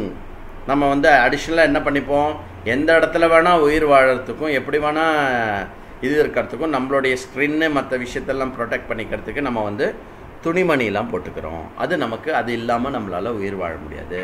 அப்புறம் என்ன? ஷெல்டர். நாம் இருக்கிறதுக்கு ஓர் இடம் வேணும் இல்லையா? இது வந்து பேசிக். ஸோ ஒரு அவனுடைய பிரதானமான இலக்கு என்ன? உயிர் வாழணும் அப்படின்னாக்க இந்த 3 விஷயம் வந்து அவனுக்கு சாப்பாடு, உண்ண உணவு, உடுத்த உடை, இருக்க இடம். வெறும் இந்த அர்த்தத்தை மட்டுமே வச்சு ஒரு பெரிய தியரி பண்ணி இந்த மார்க்ஸு கீக்ஸு அவன் வந்து பெரிய இது பண்ணின்னு இருக்கான். பட் சனாதன தர்மம், வைதிக தர்மம் வந்து அதை வந்து ரொம்ப ரொம்ப பேசிக் மினிமம் அப்படின்னு சொல்கிறது. அது பேசிக் மினிமம். ஆனால் மனுஷனுக்கு இதை தாண்டி இன்னொரு இலக்கு இருக்குது. என்ன அப்படின்னா டு என்ஜாய். இன்பத்தை நுகர்கின்ற இச்சை அவனுக்கு இருக்கிறது. இப்போது உங்களுக்கு வந்து சாப்பாடே கிடைக்காம சாப்பாடு கிடைச்சதுன்னா சந்தோஷமாக இருக்கும். அதே சாப்பாடு டெய்லி கிடச்சதுன்னா சந்தோஷம் இருக்காது. உடனே என்ன பண்ணுவோம்? நம்ம இன்பத்தை நாடுவோம். இன்பம் நாடுறதுன்னா என்ன அர்த்தம் அப்படின்னாக்க இந்த சாப்பாடே விதவிதமாக பண்ணி சாப்பிட்றது எதுக்கு? சந்தோஷம் ஏற்படுறதுக்காக. To be more happy, to be more joyful. துணி, ஒரே துணி அதே மாதிரி போடு. பாப்பா ஃபேஷன் மாறுறது பாரு. ஃபேஷன்னு பாப்பா கிழிஞ்ச துணியெல்லாம் சேர்த்து தைச்சு ஒரு காலத்தில் வந்து கஷ்டப்பட்டு போட்டுன்னு இருந்தான். இப்போ என்னென்னா நன்னா ஒரு துணியை தைச்சு குயிச்சுட்டு போட்டுக்கிறான். இப்படி என்னெல்லாமோ மாற்றி பண்ணிக்கிறான். பெருசாக கண்ணாடி போட்டுக்கிறான், இல்லை சின்னதாக கண்ணாடி போட்டுக்கிறான், இல்லை அப்படியே கண்ணுக்குள்ளேயே வச்சுக்கிற மாதிரி, அப்படி பாஷா அப்படின்னு நித்து கண்ணுக்குள்ளே வச்சுக்கிற மாதிரி இதெல்லாம் பண்ணுறான். நாமும் வெரைட்டி பண்ணுறான். அப்புறம் எல்லா இந்திரியங்களுக்கும் காதுக்கு வந்து இன்பத்தை கொடுக்கக்கூடியது எது? காதுக்கு இன்பத்தை கொடுக்கக்கூடியது எது? நான் போட்டுக்கிற குண்டலன்னு சொல்லக்கூடாது. அது காதுக்கு இன்பத்தை கொடுக்காதது. அது காதுக்கு போடுற அலங்காரம். அது மனசுக்கு இன்பத்தை கொடுக்கறது. நம்ம அது வந்து திருப்பி எனக்கு வந்து பணம் இருக்குது அப்படின்னு அர்த்தம். காதுக்கு வந்து காது வாயிலாக நான் அனுபவித்து சந்தோஷப்படுகின்ற விஷயம் வந்து இசை. கண்களால் நான் பார்த்து சந்தோஷப்படுகின்ற விஷயம் நல்ல காட்சிகள். அதே காட்சி பார்த்துருந்தோன்னா போர் அடிக்கும். அதனால வேறு காட்சி மாற்றிடும். அதனால நிறைய சேனல் கொடுத்துருக்கான். அதுக்கப்புறம் என்ன? மூக்கு நல்ல வாசனை வரணும் இல்லையா? நல்லா அரோமான்னு ஒன்று இருக்குது, ஃப்ரேக்ரன்ஸ்னு ஒன்று இருக்குது, ஃப்ளேவர்னு ஒன்று இருக்குது. இது 3 அப்புறம் நீங்கள் தனியாக பார்த்துக்கோங்க. ஸோ மனுஷன் வந்து என்ன பண்ணுறான் அப்படின்னா எல்லா உயிரினங்களும் என்ன பண்ணுறது அப்படின்னா அதுக்கு வந்து ஷெல்டர் அண்டு ஃபுட்டு அதோட முடிஞ்சு போச்சு அதோடைய வாழ்க்கை. ஈவன் க்ளோத்திங் கூட அதுக்கு வந்து இது இல்லை. அர்த்தத்திலேயே 2/3 தான் வந்து ஜீவராசிகள் இருக்குது. மனுஷன் அதுலேயே வந்து பேசிக்காக இருக்கிறதுக்கு வந்து ஃபுட்டு, க்ளோத்திங், ஷெல்டர். அது மட்டும் இல்லாமல் இந்த 3த்துலேயே வந்து நிறைய வெரைட்டி பண்ணி அதுக்கப்புறம் அவனுக்கு என்னெல்லாம் இந்திரியங்கள் இருக்கோ அந்த இந்திரியங்கள் எல்லாம் அனுபவிக்கிற மாதிரியான இன்பத்தை அனுபவிக்கிறது அவனுடைய ஒரு இலக்காக இருக்கிறது. இன்னும் 3வது இலக்கு என்ன? தர்மம் அல்லது புண்ணியம் ஏற்படணும். அப்போது இது வந்து ஒரு கொஞ்சம் அறிவு வந்து கொஞ்சம் பயன்படுத்தினோம்னா, அதாவது எந்த அறிவானது மிருகங்களை காட்டிலும் அதிகமாக சிருஷ்டியில் மனிதனுக்கு கொடுக்கப்பட்டதோ, எந்த அறிவினால் தன்னை உணரும் அந்த செல்ஃப் கான்ஷியஸ்னஸ் அந்த விஷயம் இருக்கிறதோ அந்த விஷயம் கொஞ்சம் நல்லா வேலை செஞ்சதுன்னா மனுஷன் என்ன புரிஞ்சுப்பான் அப்படின்னா இந்த அர்த்தத்தினுடைய அளவும் காமத்தினுடைய அளவை வந்து அவன் அப்சர்வ் பண்ணும்போது அவனுக்கு என்ன தெரியும் அப்படின்னா நானும் அதே மாதிரி உழைச்சாலும் எனக்கு அவ்வளோ கிடைக்க மாட்டேங்கிறது. இன்னொருத்தனுக்கு நிறைய கிடைக்கிறது. ஆர் அவன் நிறைய உழைக்கிறான், அவனுக்கு கிடைக்க மாட்டேங்கிறது, ஆனால் பகவான் என்ன சந்தோஷமாக வச்சுருக்கான் அப்படின்னு என்ன பண்ணுவோம் அப்படின்னா ஒரு தேர்டு ஃபேக்டரை கொண்டு வரோம். நம்ம அர்த்த காமத்தினுடைய அனுபவத்தை வச்சு ஒரு விஷயம் என்ன நம்ம புரிஞ்சுப்போம், ஒரு அறிவை என்ன அடைவோம் அப்படின்னா, நாம் என்னெல்லாம் செயல் செய்யறோமோ அந்த செயலானது சரியான செயலாக இருந்தால் நான் சந்தோஷமாக இருப்பேன், எனக்கு நல்லது நடக்கும். இல்லை அது தவறாக இருந்ததுன்னா அதே விஷயம் எனக்கு கஷ்டமாக வரும். எப்படி தெரியறது அப்படின்னா, மற்றவர்களுடைய வாழ்க்கையை பார்க்கும் பொழுது சில பேர் நல்லா இருக்கா, சில பேர் கஷ்டப்படுறா அப்படின்ற அந்த ஏற்றத்தாழ்வை பார்க்குறேன். அப்புறம் என்னுடைய வாழ்க்கையில் இருக்கிற ஏற்றத்தாழ்வையை நான் பார்க்குறேன். இந்த ஏற்றத்தாழ்வுகளுக்கெல்லாம் என்னுடைய கர்மம் இப்பொழுது இந்த மனித பிறப்பில் இந்த பிறப்பில் நான் செய்கின்ற கர்மம் மட்டுமே அல்லாமல், அவன் பிறந்ததே பணக்கார வீட்டில் பிறக்கிறான், அவன் பிறக்கிறச்சே ஏழையாக பிறக்கிறான், இப்படிலாம் இருக்கிற விஷயம் பார்க்கும்போது என்ன தெரியறது அப்படின்னா, நான் இப்பொழுது செய்கின்ற கர்ம வினை மட்டும் இல்லை, முன் செய்த கர்மத்தினுடைய வினையும் இந்த உலகில் நான் வாழ்வதற்கு ஒரு என்னுடைய இன்பத்துக்கும் என்னுடைய அர்த்தத்துக்கும் அது ஒரு ஹேத்துவாக இருக்கு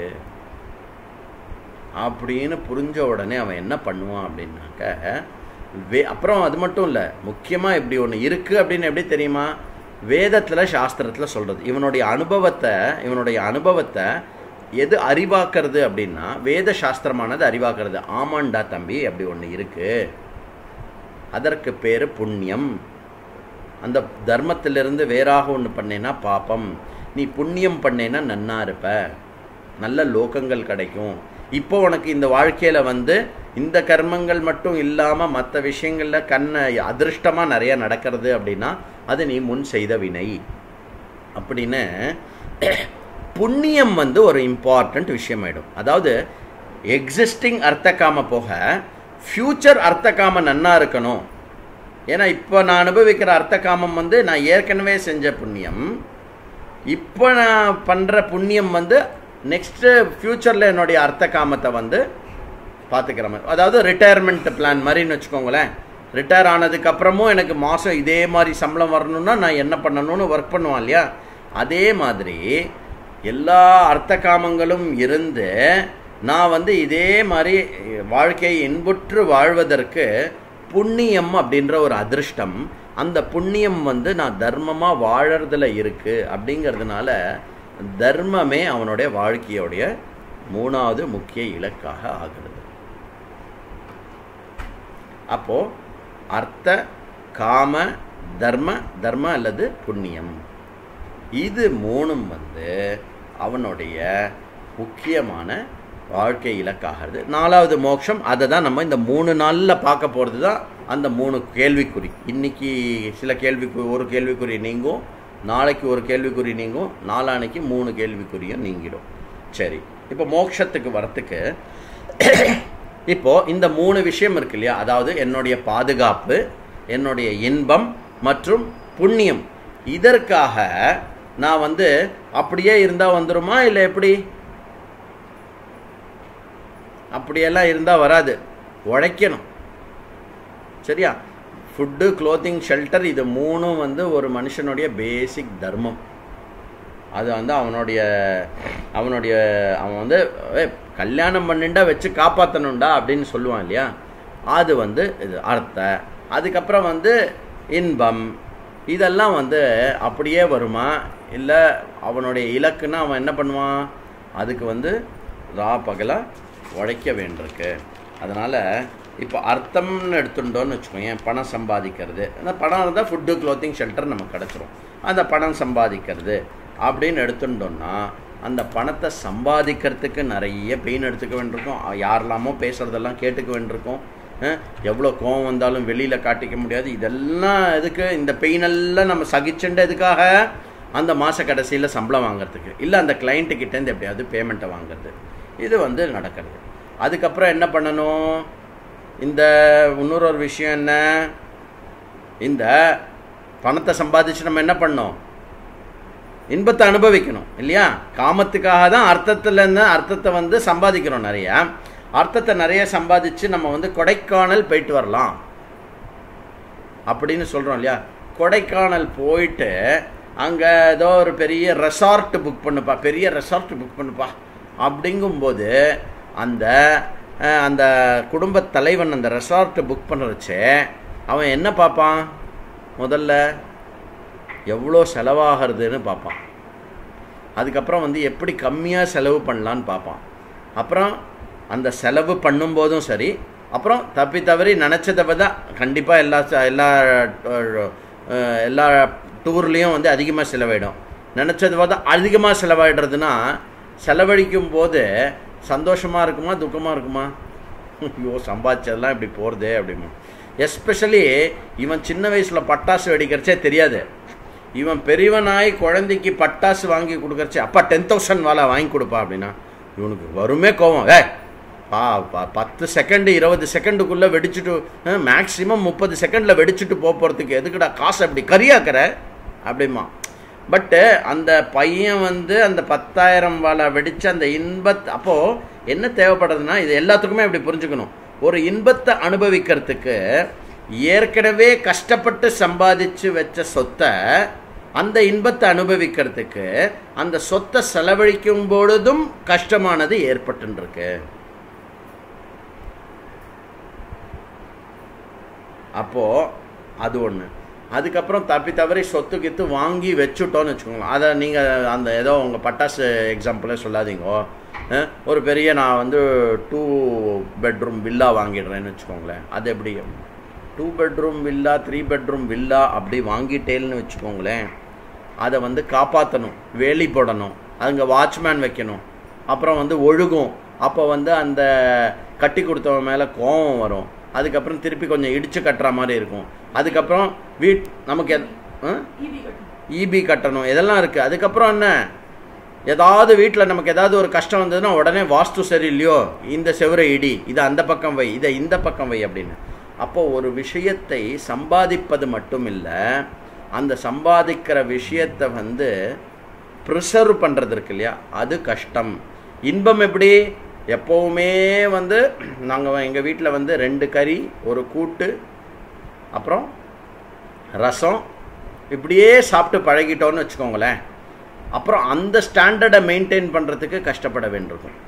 இன்பத்தினுடைய ஒரு அளவை நம்ம ருசி பார்த்துட்டோம்னாக்க அந்த ஸ்டாண்டர்டை மெயின்டைன் பண்ணுறதுக்கு கஷ்டப்பட வேண்டியிருக்கும். அப்போது ப்ரிசர்வேஷன், காத்தல் கூட நாம் எதை சம்பாதிக்கிறோமோ அந்த காத்தல்லையும் நமக்கு வந்து சிரமங்கள் கஷ்டங்கள் இருக்குது. அது மட்டும் இல்லை, அப்படி கஷ்டப்பட்டு பண்ணது வந்து இன்கேஸ் நஷ்டமாகிறதுன்னு வச்சுக்கோங்களேன். கஷ்டப்பட்டு ரெட்டவடம் சங்கிலி வாங்குகிறோன்னு வச்சுக்கோங்க. அந்த ரெட்டவட சங்கிலி மார்க்கெட்டுக்கு போயிட்டு வந்ததுக்கப்புறம் காணாமல் போயிடுதுன்னு வச்சுக்கோங்களேன். அப்போ மனசு எப்படி இருக்கும் தெரியுமா? அந்த ஒரு ரெட்டவடம் சங்கிலி என்னுடைய 1 வருஷத்துடைய சேவிங், என்னுடைய 1 வருஷத்துடைய சேவிங் குமுறுக்குன்னு மனசு ஒத்துக்காது. அப்போது அதாவது ஒரு விஷயத்தை அடையிறதுல வந்து துக்கம் இருக்குது, அதை காக்கிறதுல வந்து சிரமங்கள் கஷ்டங்கள் இருக்குது. அதுக்கப்புறம் வந்து அதை இழக்கும் போதும் அதில் அதிகபட்சமான துக்கமானது ஏற்படுது இல்லையா? அப்போது இப்படி 3 இந்த பெயின் கலந்து இருக்கு இல்லையா, இந்த பெயின் கலந்து இருக்கு இல்லையா அந்த அர்த்த காமங்கள். அந்த இன்க்ளூடிங் புண்ணியம் சம்பாதிக்கிறதுனா சும்மாவா, சோளிங்கர் மலை ஏறிட்டு வா, நடந்து ஏறிட்டு வா, யஜ்ஞம் பண்ணு. அந்த வாத்தியார் வந்து 5000 ரூபாய் கேட்பார் ஹோமத்துக்கு.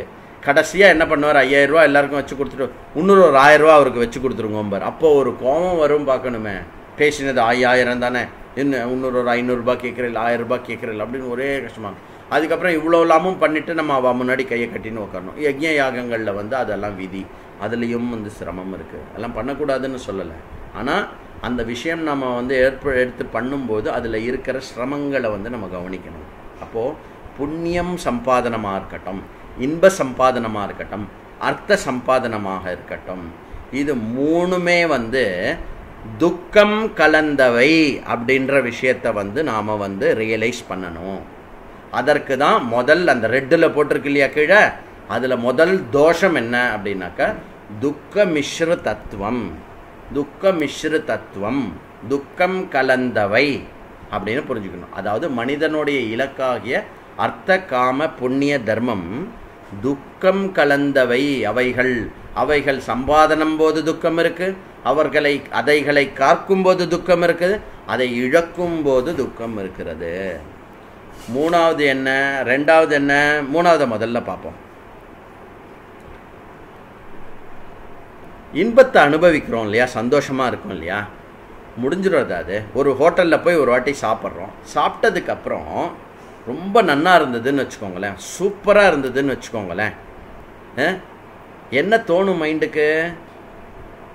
கண்டிப்பாக இன்னொரு தடவை இங்கே வரணும் இல்லையா, நெக்ஸ்ட் டைம் கண்டிப்பாக இங்கே வரணும்.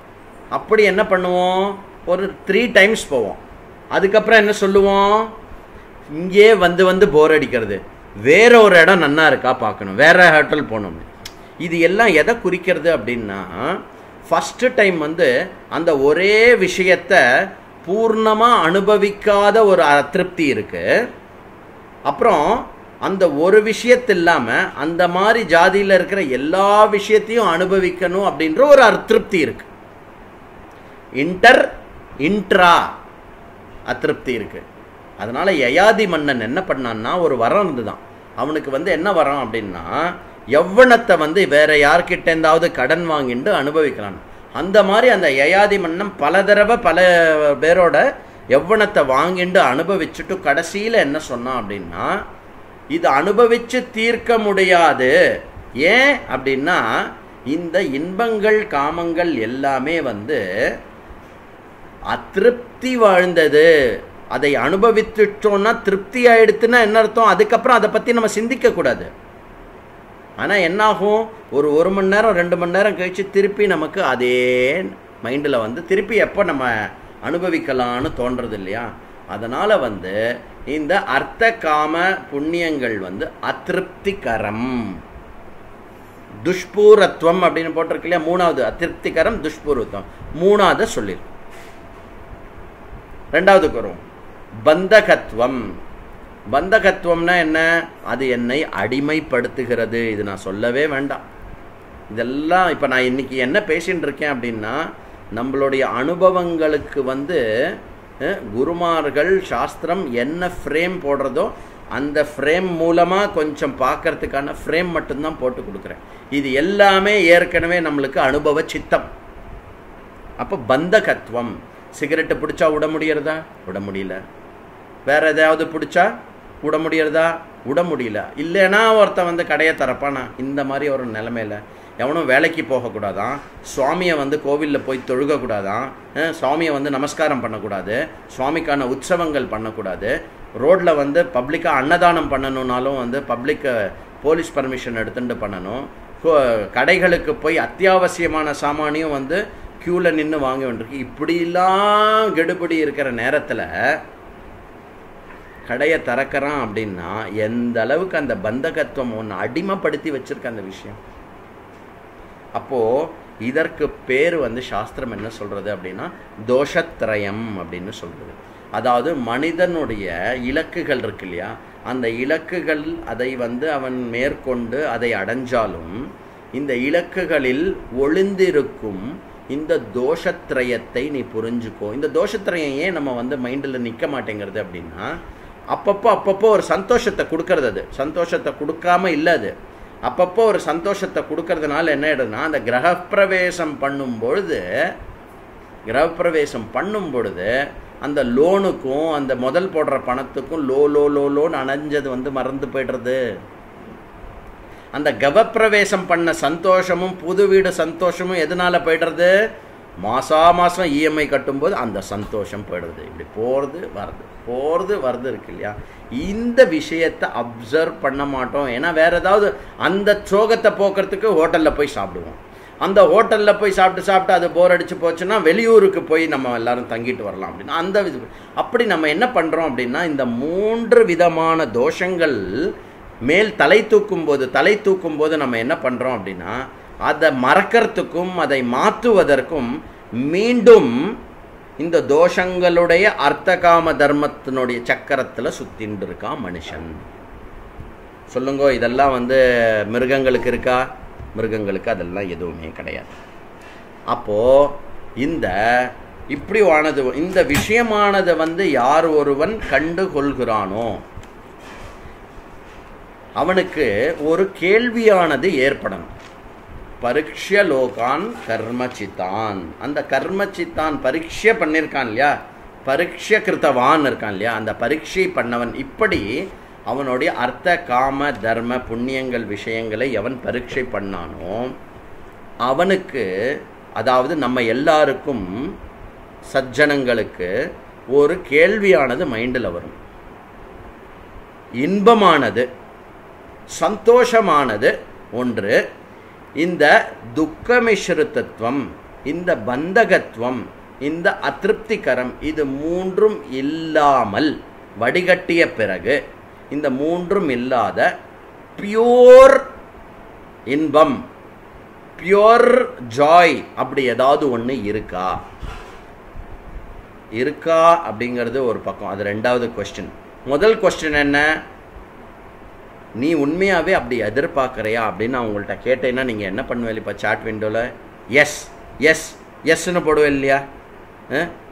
உங்கள்கிட்ட நான் கேட்குறேன், உங்களுக்கு வந்து இந்த 3 விதமான தோஷங்களோடு சேர்ந்து இருக்கிற அர்த்தகாம தர்மம் வேணுமா, இல்லை அந்த அர்த்தகாம தர்மம் மூலமாக அனுபவிக்கிற சந்தோஷமானது, அர்த்தகாம தர்மம் மூலமாக அனுபவிக்கிற சந்தோஷமானது இந்த 3 தோஷத்தோடு வேணுமா, இல்லை இந்த 3 தோஷங்கள் இல்லாமல் பியூராக வேணுமா அப்படின்னு கேட்டால் என்ன சொல்லுவோம்? 3 இல்லாதது தானே வேணும்னு கேட்போம். ரொம்ப சிம்பிள். 500 ரூபாய் நோட்டு 2 நீட்டினோன்னா எந்த நோட்டை நம்ம எடுத்துப்போம்? ஒரு 500 ரூபாய் எடுத்துக்கோ அப்படின்னு சொல்லிட்டு 2 நோட்டு எடுக்கிறோன்னா எந்த நோட்டை நம்ம எடுத்துப்போம்? இருக்கிறதுலையே எது புதுசாக இருக்கோ அந்த நோட்டை தான் எடுத்துப்போம். கடையில் கொடுக்கும்போது 2 10 ரூபாய் நோட்டு இருந்ததுன்னா எந்த 10 ரூபாய் நோட்டை எடுத்து கொடுப்போம்? கொஞ்சம் பழைய நோட்டை எடுத்து கொடுப்போம். அப்படி எல்லா இடத்துலையும் மனிதனுடைய தன்மை என்ன அப்படின்னா 2 தன்மை இருக்குது. ஒன்று இன்பமாக சந்தோஷமாக இருக்கணும் அப்படின்றது ஒரு தன்மை. இன்னொன்று வந்து அந்த சந்தோஷத்தில் எவ்விதமான தோஷம் இருந்தாலும் அந்த தோஷத்தை நீக்குவதற்கான ஒரு தன்மை இருக்கிறது. அப்போது எதற்கு மோக்ஷம் அப்படின்னாக்கா, இந்த மோக்ஷம்ன்ற டிஸ்கஷன் ஆர் மோக்ஷம்ன்றோடைய ரெலவென்ஸ் எதுக்கு அப்படின்னாக்க அதாவது இந்த விதமான தோஷங்கள் இல்லாத ஒரு ஆனந்த நிலை இருக்கிறது. அந்த ஆனந்த நிலையை தான் உண்மையாகவே நம்ம தேடிண்டு இருக்கோம். அதுதான் மோக்ஷத்தோடைய கான்டெக்ஸ்ட்டு. அங்கே தான் உபனிஷத்து சாஸ்திரம் வந்து it is finding A context. எதற்கு மோக்ஷம்? அப்பா தோஷமே இல்லாத பூர்ண சுகம் எதுவோ, அதாவது அர்த்தகாம தர்மம் மூலமாக ஏற்படுகின்ற தோஷமுடைய சுகத்தை நீக்கி, தோஷங்களை நீக்கி, தோஷமற்ற சுத்தமான சுகத்தை நீ விரும்புகிற அப்படின்னா அதுக்கு மோக்ஷம், அதுக்கு தான் மோக்ஷம். அதுதான் மோக்ஷத்துடைய கான்டெக்ஸ்ட். அதுதான் இன்னையோட டிஸ்கஷன். நம்ம வந்து நாளைக்கு வந்து என்ன பார்க்க போகிறோம் அப்படின்னா, ஒரு நிமிஷம் அதை மட்டும் சொல்லிவிட்டு இன்றைக்கி செஷனை முடிச்சிடுறேன். நம்ம வந்து இன்றைக்கி 1வது டாபிக் பார்த்துருக்கோம், இன்ட்ரடக்ஷன். டோட்டலாக இன்ட்ரடக்ஷன் கிடையாது, ஏன்னா எல்லாத்துக்குமே இதுதான் இன்ட்ரடக்ஷனாக இருக்கும் எல்லா வேதாந்த டெக்ஸ்ட்டுக்கும். அப்போது முதல் விஷயம் வந்து எதற்கு மோட்சம் அப்படிங்கிறத பார்த்தோம். நாளைக்கு நம்ம வந்து எது மோட்சம் இல்லை அதை முதல்ல பார்த்துடலாம். அப்புறம் எது மோட்சம்னு பார்ப்போம். அதுக்கப்புறம் வந்து எங்கு எப்பொழுது, இது ஒரு கேட்டகரி. நம்பர் 1 வந்து ஒரு கேட்டகரி, 2 3 4 5 ஒரு கேட்டகரி, 6 7 8 வந்து ஒரு கேட்டகரி. அப்போது இன்றைக்கி டே 1 வந்து ஃபஸ்ட்டு டாபிக், அது வந்து இம்பார்ட்டண்ட் டாபிக். செகண்ட் டாபிக் வந்து என்ன, 2 3 4 5, அது இம்பார்ட்டண்ட்டாக எப்படி, அது இதை விட இம்பார்ட்டண்ட் டாப்பிக்கு. 6 7 8 எப்படி, அது 4th டாப்பிக்கை விட ரொம்ப importantest. Important, more important, most important.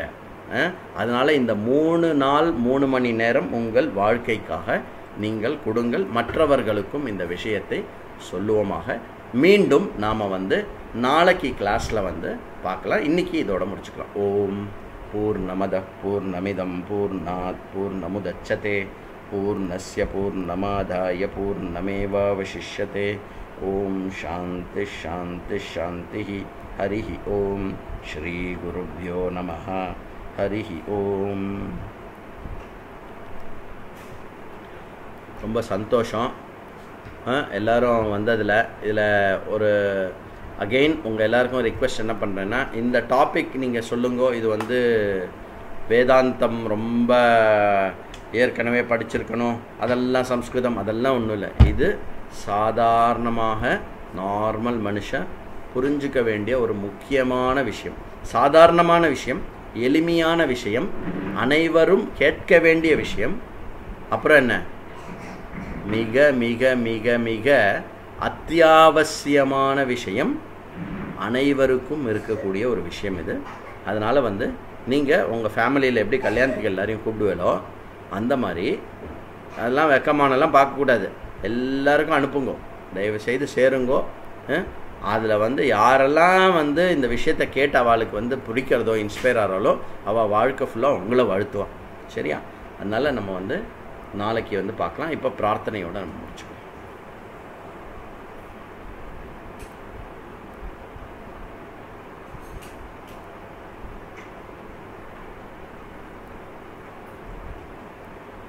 ओम सर्वे भवन्तु सुखिनः सर्वे सन्तु निरामयाः सर्वे भद्राणि पश्यन्तु मा कश्चित् दुःखभाग् भवेत् असतो मा सद्गमय तमसो मा ज्योतिर्गमय मृत्योर्मामृतङ्गमय ओम पूर्णमदः पूर्णमिदं पूर्णात् पूर्णमुदच्यते पूर्णस्य पूर्णमादाय पूर्णमेवावशिष्यते ओम शांति शांति शांति हरि ओम श्री गुरुभ्यो नमः हरि ओम நாளைக்கு பார்க்கலாம் 6:55க்கு எல்லாரும் ஆன்லைன் வந்துருங்க ஹரி ஓம்